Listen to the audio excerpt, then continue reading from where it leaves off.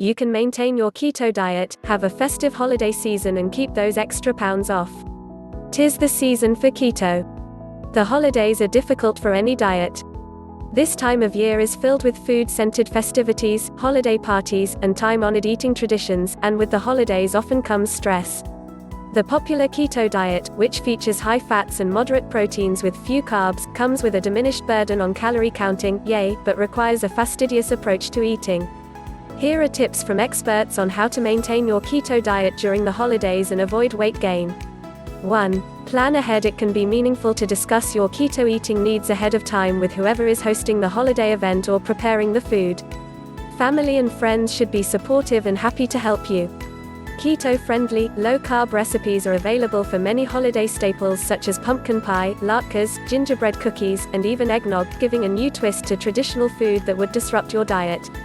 Mashed cauliflower, sugar-free cranberry sauce, nut flour stuffing, low-carb pumpkin pie, and countless other keto takes on Thanksgiving, Christmas, and New Year's Eve food are all great options for staying in ketosis during the holidays, says Sophia Norton, road and keto expert for Kiss My Keto. Where many diets involve restricted eating, keto is all about eating the right balance of ingredients, generally about 70% fat, 25% protein and 5% carbs.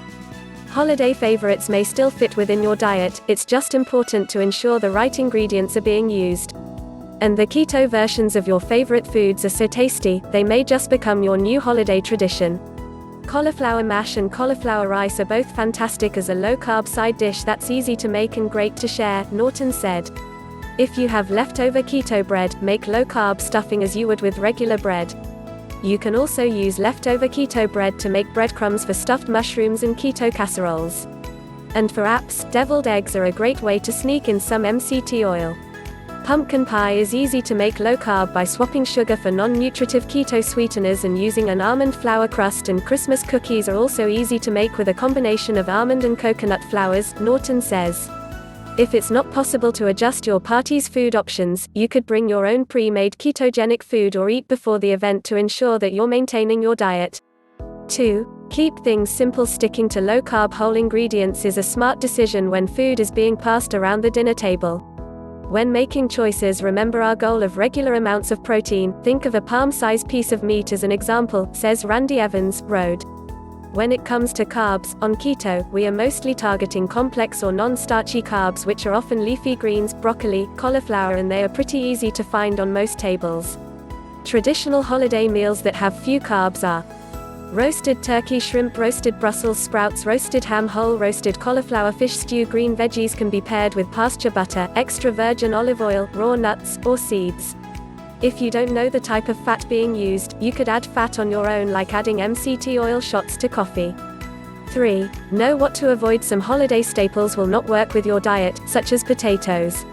You will want to avoid the starchy veggies, which is usually the mashed potatoes and sweet potatoes, Evans said.